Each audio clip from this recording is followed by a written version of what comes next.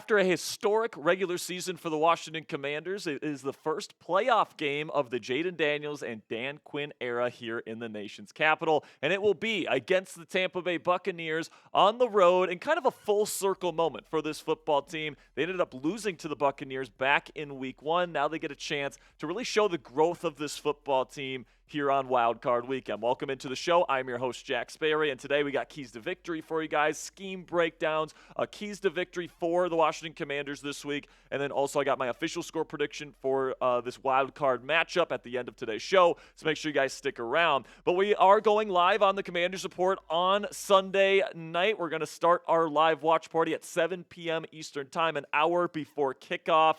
It's going to be a lot of fun, man, so make sure you guys stick around. Make sure you guys go and check us out on Sunday night, and make sure you guys click that subscribe button for extensive postseason coverage for your Washington Commanders. We're going to be right here covering everything for as long as the Commanders are in the tournament.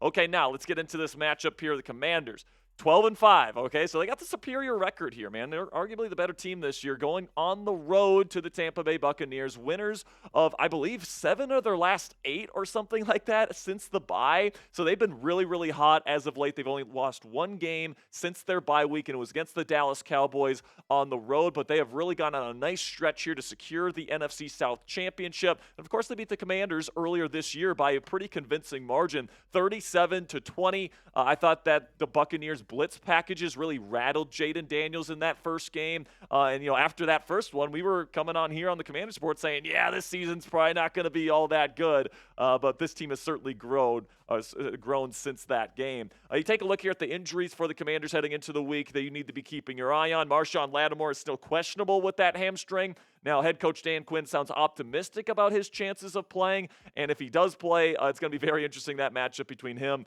and Mike Evans. Tyler Biadasz is also questionable with an ankle, and Cornelius Lucas is also questionable with a groin. But, if any of these guys can play, expect them to play. And if Lattimore is out, guys, it's probably going to be a loss this week. Just chalk it up as a loss because this secondary is just not good enough to cover these Tampa Bay Buccaneer receivers with Baker Mayfield throwing them the football. Marshawn Lattimore is a must for this football team on Sunday, in my opinion, in order to get the victory. Then on the other side here for the Buccaneers injuries, we got Antoine Winfield Jr., their captain there on the defense. He's going to be a big one there because he's really, really important in terms of what they do in the secondary. He's questionable with the knee. Jamel Dean, one of their starting corners, is questionable with the knee.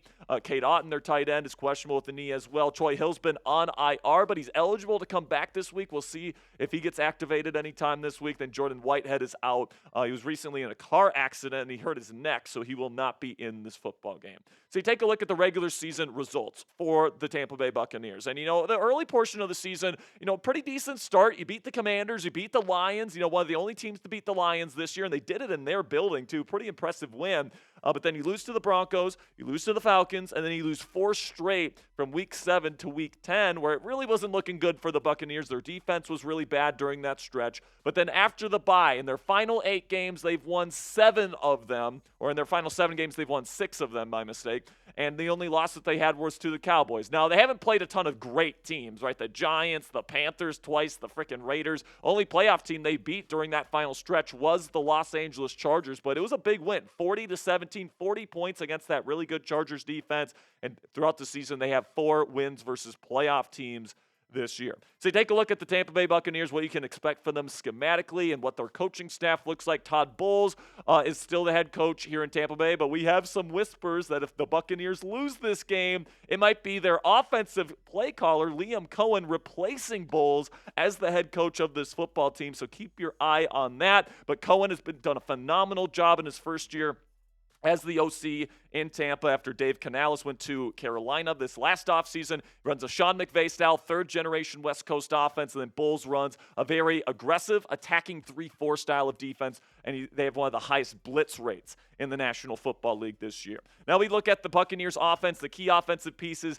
for you to keep your eye on. Baker Mayfield, of course. Bucky Irving, the rookie running back, has been phenomenal all season long. Mike Evans just had his 11th straight 1,000-yard season, which is just a remarkable feat for him. He's a future Hall of Famer. Jalen McMillan is a rookie that's done some good things this year. Sterling Shepard has had kind of a bounce-back season in the slot this year. And then Cade Otton, he's questionable in this one, but he's had a pretty decent season at tight end this year. So take a look at the team trends here on this side of the ball. And the Buccaneers offense might be the most underrated offense in the league, guys. They rank first and third down percentage, all right? So they do a great job moving the chains. Baker is really, really good on third down, but then they're also top 5 in scoring offense, yardage efficiency, and in the red zone. So this is a team that can move the football. They can get the ball in the end zone as well, and that's certainly something that they can do. Now, the Commanders' defense, they're kind of mid, all right? You look at all these numbers, they're below average or average in every single category, but keep in mind that you've only had Marshon Lattimore for a week and a half at this point, and he's going to be injected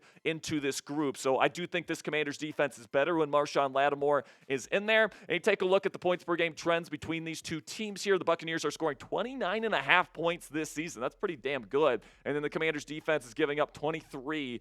So that would predict the Buccaneers score 27 points on Sunday night. Then you get to the defensive side of the ball here, and there's some very good players on this Tampa Bay defense, but there's also quite a few injuries, and there is some holes on this defensive roster. But Vita, their defensive tackle, is awesome. Might be the best nose tackle in the game. Levante David's been one of the best interior linebackers in the game for a very long time. Antoine Winfield Jr. Is really, really good as well. Zion McCollum has really come out as their number 1 corner this year. He's super talented physically.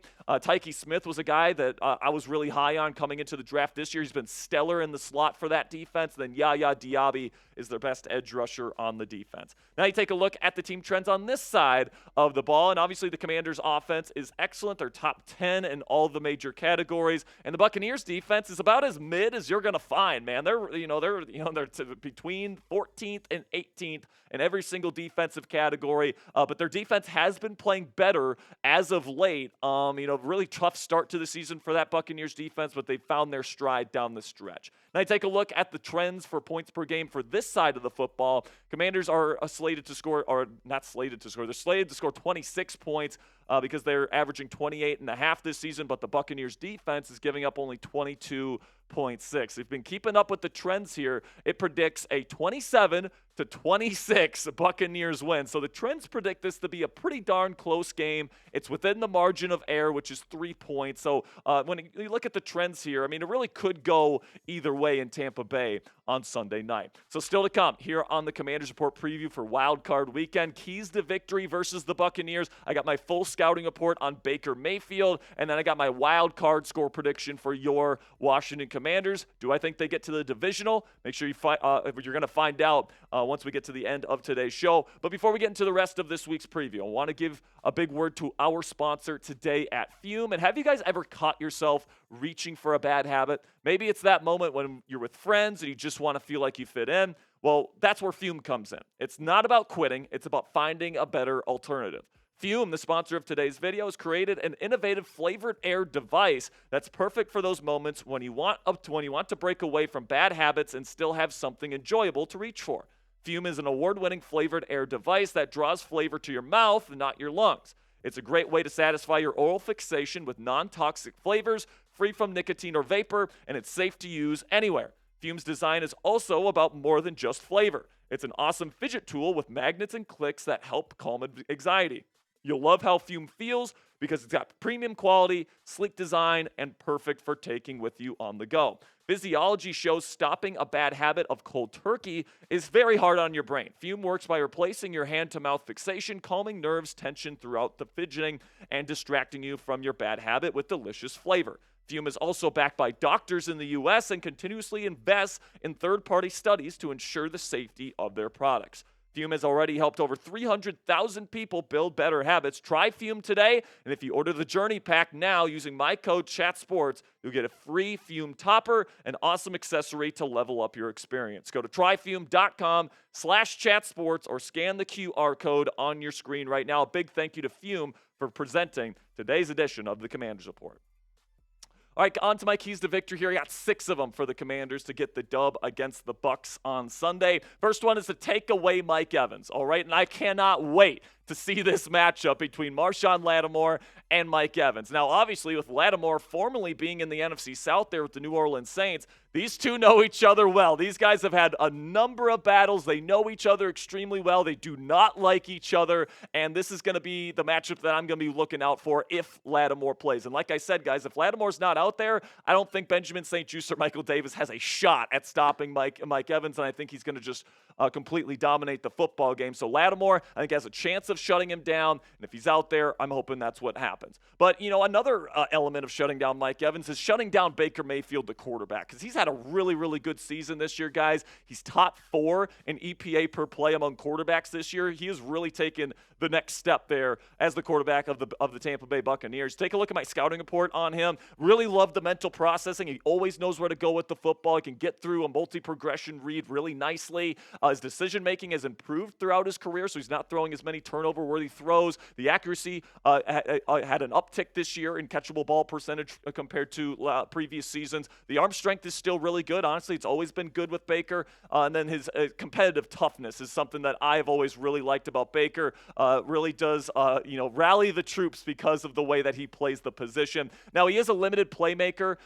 He's not going to be a guy like Lamar Jackson or Jaden Daniels where he's going to make something crazy happen with his legs or outside of structure. And he's just okay in the pocket, but I think he's a good starting NFL quarterback. I think he's somewhere between the 10th and the 15th best QB in the game today, and he's one of the most productive in this Liam Cohen-led offense. Then we get to another thing that the Commanders are going to have to really worry about defensively, and that's Bucky Irving, the rookie out of Oregon this year. And, Bucky is somebody that has really become a mainstay in this Tampa Bay Buccaneers offense. He's been awesome this season. You take a look at his rushing stats this year, 207 carries for over 1,000 yards rushing, over 1,100 yards rushing to be exact, and then 5.4 average is excellent. He has 8 touchdowns, and by the way, he's a really good receiver as well out of the backfield. He is a big-time check down for Baker Mayfield to utilize, so he's going to be somebody to keep your eye on as well. Another key to victory, and this time on the defensive side of the ball for Tampa Bay, you got to take away Vita, who is their best player on this group. And if we're being honest here, guys, the Washington Commanders, they're a little bit vulnerable on their offensive line. We take a look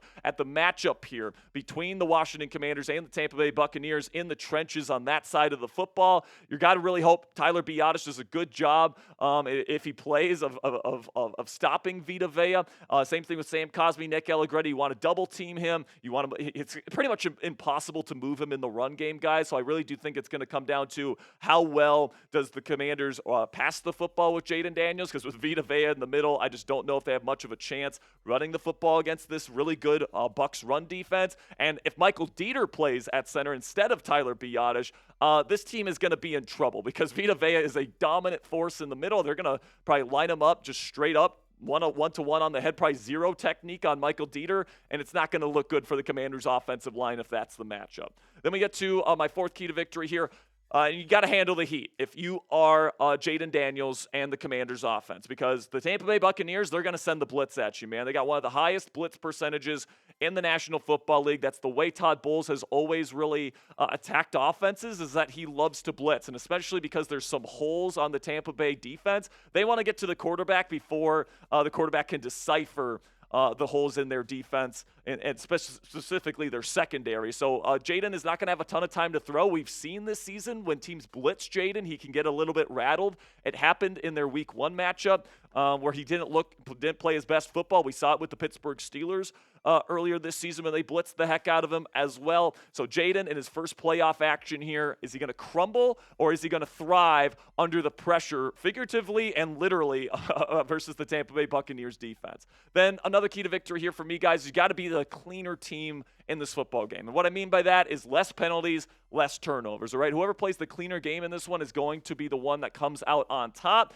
The last time we played the Buccaneers, both teams were pretty heavily penalized. Each team had 7 penalties. There was no turnovers in the game. But, I really do think that the Commanders can win the turnover battle, and they're not as penalized as they were back in Week 1. I think there's a good chance that they come out on top. And then, it's definitely possible that this game's going to come down to the wire, and it's going to come down to the fourth quarter. And, we've seen this Washington Commander team, even with Marcus Mariota last week versus the Cowboys, this team consistently makes a huge play in the fourth quarter to win the game late. And if it comes down to that, you got a rookie quarterback with no playoff experience. Can he rise to that occasion?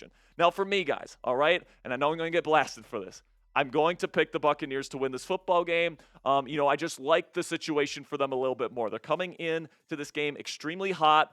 They're feeling really good after that win against the New Orleans Saints in the season finale. They're home. I think that the blitz heavy defense is a good matchup for them against Jaden Daniels, who struggled against the blitz. And it's going to be Jaden Daniels' first playoff action. And if you look at quarterbacks in their first ever playoff game, their numbers go down dramatically from their regular season numbers, and they don't win a lot of those football games because it's a bigger stage than in the regular season. It's the biggest stage they've ever been on, and it's a tough environment to really handle. So listen, if Jaden Daniels can pull it off and they can get the win against Tampa Bay in Tampa and really have a full circle moment on this season, and they go to the divisional round, that's great. But going into the night, I'm not exactly expecting it. So now it's your turn. Let me know down there in the comment section. Predict the score of the Commanders versus Tampa Bay Buccaneers here on Wild Card Weekend. I think the Commanders can win this game, but I am going to go with the Buccaneers to win it. 27-23 final score.